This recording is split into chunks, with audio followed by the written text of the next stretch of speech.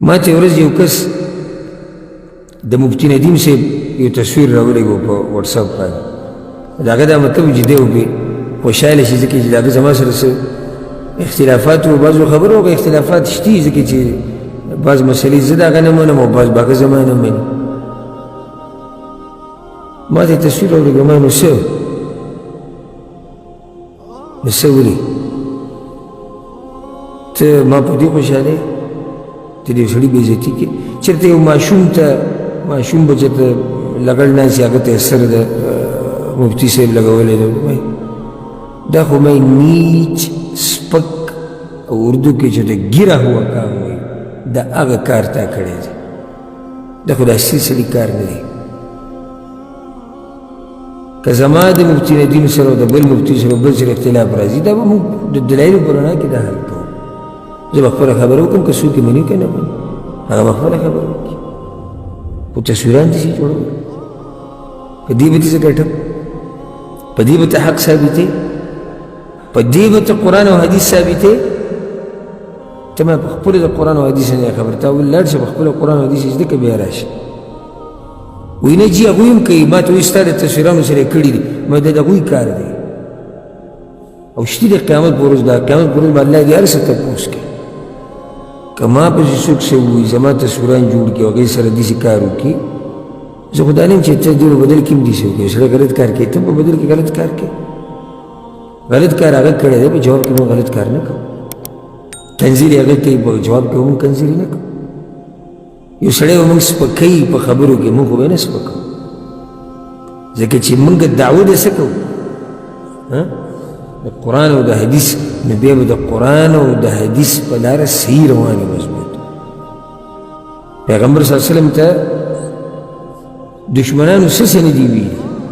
کنځلې وهل ټکول بېعزتي وله کړې هر څه یې کړي دي خو پیغمبر صلی الله علیه وسلم د هغې په جواب کې هغه شان سپک کارونه نه دي کړي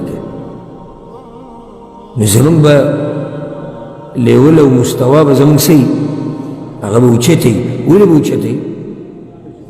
ځکه چې موږ دعوه د څه کوو د قرآن او د حدیث د سلفیت دعوه کوو نو زه دې خپلو هغه مسلمانانو ته دا یم چې په دې مسله نه دي پوه غیرت کې راشي او په خپله هم غلط کار کې واقع شي چې په دې مولیانو پوه که دومره حده پورې خبره کوي چې د پلاني مولوي صاحب دا کار غلط دی یا دا خبرې غلطه ده بس ختمه شوه بس خو بیا په مخه میډیا اوسي او په مخه مذاق کې او ټول یاد دی او تصویران له جوړې ډېر احتیاط کوئ ډېر نن سبا د فتنو دور دی او د فتنو په دې دور کې چې یو سړی زه یم چې د خیر خبره څنګه چې حدیث کې پیغمبر صلی الله علیه وسلم وایي که نه فلیقل خیرا او لیسکت که د خیر خبره نشي کولی نو غلی کښېنه بس دغه کې فایده ده بیا نو چې څه نشي د خیر خبره نشي کولی حق خبره نشي ویلی قرآن او حدیث نشي ویلی نصیحت نشي کولی نو بیا غلی کښېنه که نه چې څه خو دې په دغه کې رانشي که نه په تله کې په غلي کښېناستو دې الله نه رانیسي الا بعضو حالاتو کې خو چې دې خبره وکړه بیا خو به تا سره دې حساب کېږي نو د دین او د دیني طبقې دوی به چېرته مذاق نه کوي او که د چا نه غلطي وشوه دا مولیان ګورې د اسمان نه دي راکوشي وي دا څه دي انسانان دي زموږ نه په خپله زمانه څو غلطیانې کېږي موږ ګناهونه کوو د ګناهونو ګوډ یو اوس ته یو ورځ ما په ګناه وینې نو زما د ګناه به روان وي د هغې د لاسه به ټول خلک بدنامې زما د ګناه زما د غلطۍ د دین سره څه کار دی زما د غلطۍ زما د ګناه د ټولو مولیانو سره څه کار دی زما د غلطۍ زما د ګناه زما د مدرسې سره څه کار دی زما د غلطۍ زما د ګناه زما د جامعې سره څه کار دی زما د استادانو سره څه کار دی زما د غلطۍ زما د ګناه زما د مور پلار سره څه کار دی او بیا داسې پسې ځه نو دا علما دا هم انسانان دي د دوی نه غلطیانې کېږي د دوی نه کوتاهیانې کېږي څنګه چې زما او ستا نه کېږي او چې کله ورته ته داسې ووایې چې دا کلمه تا نه دی ویلې منګه وایې منګه پرېږده وایې یعنې منګه پرېږده مونږ ته اجازت دی مونږ به هر څه کوو مونږ ته به نه وایې چې ستا کار غلط دی خو ګیرې والا غلطي وکړه نو بیا خو پکې معافي نشته. دی به روزانه سندرې اوري ډمتوب به کې، خو یو ورځې ګیرې والا ولیدو چې موبایل کې فلم ګوري وایي او بل بیا به شروع شي. او ته چې دا روزانه کې نه نه منګه وي پرېږده، منګه پرېږده څه مطلب دی؟ ولې ته ځان ته مسلمان نه وې؟ کوم احکام چې د هغه دپاره دي هغه ستا دپاره نه دي. د الله بندګي هغه هم کوي ټیم کې، د هغه نه هم غلطي وشو ستا نه هم غلطي وشو. ته خپلې غلطۍ ته غلطي او د هغه غلطۍ ته سره غلطي نه منې. ځکه اردو کې یو شعر د ترجمې دا دی که هغوی قتل وکړي نو څه چرچه یې نه کېږي، څه تذکرې نه کېږي، موږ که د خولې نه راوباسو ټول دنیا راپسې راپاسي. نو د ژبې کنټرول ډېرې خبره ده چې دلته دا خلک د یوې خبرې د لاسه څه شو؟ کافران شو. مذاق یې وکړو او دی وی ګوره وی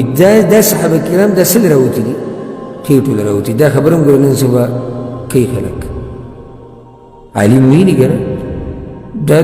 دین بیانول پکې نشته. دین بیانول کوم ځای کېږي؟ دا خو ټول د خېټو لپاره لیکلی ټول، او دا ټول ټکی به کې ووایي که لکه یو نه رانیسي که ټول. نو څومره خلکو باندې بدګماني، څومره خلکو پورې مذاق او استهزاء، الله له به څه جواب ورکوي؟ زمونږ ما ته اوس یو پیر خبره کړې وه، یو وخت کې زمونږ دوره تفسیر هغې له یو ملګري کرسۍ راوړې وه ډېره مزېداره. نو هغه په دې کیمره کې ډېره مزېداره راتله. یو کیمره کې یو شی کله ناکله ډېر مزېدار راځي، مخامخ هغه شان نه، او کله مخامخ ښایسته او کیمره کې ښه نه راځي. نو د هغې په باره کې بیا چا لیکل کړي وو، هغه هم یعنې هغه سړی هم عام سړی نه و، او دوی په دې کورسو نه چې تاله به حق بیان کړي. ته یې یوازې د کرسۍ ته وګوره، دی به وي تاله حق بیان کړي. و د کرسۍ د حق سره څه کار دی؟ الله دې کړي چې زه په اسمان ته وخېږم هلته کښېنم. ته زما مسلې ته وګوره چې زما د مسلې سره دلیل شته او که نشته. او زمونږ مولیان ملنګان وي په ځمکو ناسي، و چې دا ملنګ دی ته غلطې خبرې کوي نو غلط نه دی؟ که نه ملنګ دی غلطې ته به ونه صحیح وایي. دا اوس ناشنا تله ده. د ملنګ غلطې ته به څه وې؟ صحیح به وې. او دا چې په مزېداره کرسۍ ناسته دی دا هغه صحیح ته به هم غلط وې. ولې؟ ځکه چې په کرسۍ ناست دی.